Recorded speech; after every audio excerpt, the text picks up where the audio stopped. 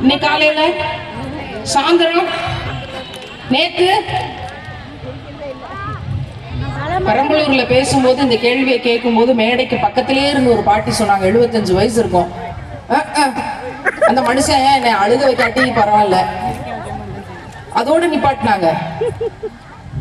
அழுக வைக்காம இருந்தா பத்தலையா, சிரிக்க வேற வைக்கணுமாக்கும் அப்படின்ட்டு அவங்க சொன்ன அந்த அப்படிங்கிறதுல அவங்களோட ஒட்டுமொத்த வாழ்க்கையோட துன்பங்களும் உள்ள இருக்கு. சிரிங்க, மனைவியோட சேர்ந்து பிள்ளைகளோட சேர்ந்து உட்காந்து கதை பேசி சிரிங்க. சிரிக்கிறது பாடிக்குள்ள இருக்க எல்லா உறுப்புகளுக்கும் மசாஜ். பாடிக்கு வெளியே நம்ம மசாஜ் பண்றோம், பாடிக்கு உள்ள இருக்க உறுப்புகள் சிரிப்பு தான் மசாஜ். சிரிங்க, சந்தோஷமா சிரிங்க, பிள்ளைகளோட மனைவியோட சேர்ந்து சிரிங்க.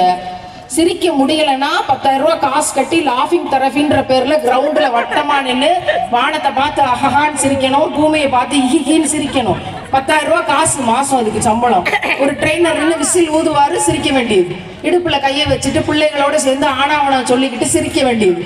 என்ன மோசமான நிலைமை. சிரியுங்கள். ஒரு வாய் அன்போடு எல்லாருக்கும் ஊட்டி விடுங்க. வீட்டுல சந்தோஷமா ஒண்ணா உட்கார்ந்து சாப்பிடுங்க. ஒரு வேளையாவது அப்படியான சந்தோஷமான சூழ்நிலையை உருவாக்குங்க.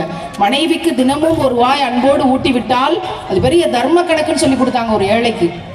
அப்படிப்பட்ட எம்பெருமானார் நபிகள் நாயகம் ஸல்லல்லாஹு அலைஹி வஸல்லம் அவங்களோட உம்மத்துக்களாக இருந்து கொண்டு வீட்டுல இணக்கம் இல்லை, ஒற்றுமை இல்லை, சந்தோஷம் இல்லை, சிரிக்கல, காசு பணத்தை தேடி ஓடிக்கொண்டிருக்கிறோம். எதுவுமே முக்கியம் இல்லை, முதல் சிரிங்க சந்தோஷமா, எல்லா கவலையும் சரியாகட்டும். இறைவன் எதை ஹலால்னு சொன்னானோ அதை எடுத்துக்குவோம், சிம்பிளா வாழ பழகுவோம். எதை ஹராம் அப்படின்னு சொல்லியிருக்கானோ அதை தடுத்துக்கிறோம். வாழ்க்கை ரொம்ப எளிமையானது இஸ்லாத்துக்கு பார்வையில. எனவே நம்ம ஒரு 3 உறுதிமொழி எடுத்திருக்கோம். அடுத்த வருஷம் இன்ஷா அல்லாஹ் இறைவன் நாடினால் மறுபடியும் நான் வந்து கிராஸ் செக் பண்றதுக்கு வருவேன். நீங்கள் எல்லாரும் இப்ப கொடுத்த 3 உறுதிமொழியை பேணுதலா காப்பாத்தி அல்ஹம்துலில்லாஹ் பூமியில இருந்து மரணிச்சு கிளம்புறோம்னா நேர போய் அல்லாஹ்வின் திருமுகத்தை சந்திக்கக்கூடிய பாக்கியம் மிக்க சீதேவிகளா நம்மெல்லாம் இருக்கணும். அந்த பாக்கியத்தை இறைவன் நமக்கு தரணும். நம்முடைய கபர்கள் வெளிச்சமாக்கப்பட்ட நசீபை நம்ம அடையணும்னா மிக எளிமையான வழி, அல்லாஹ் சொன்னதை ஃபாலோ பண்றோம். அல்லாஹ் தடுத்தது எங்களுக்கு எதா இருந்தாலும் வேண்டாம்.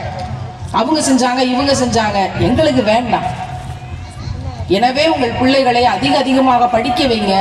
அடுத்து இந்த தமிழ்நாடு மட்டும் இல்லை, உலகம் முழுதும் பாராட்டக்கூடிய போற்றக்கூடிய ஒரு கல்வியாளர் வந்து பேச போறாங்க. சகோதரர் சலீம் வந்திருக்காங்க.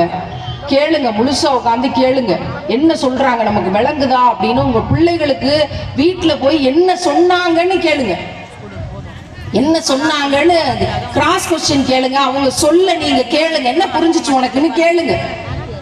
கல்வி சார்ந்த அதிக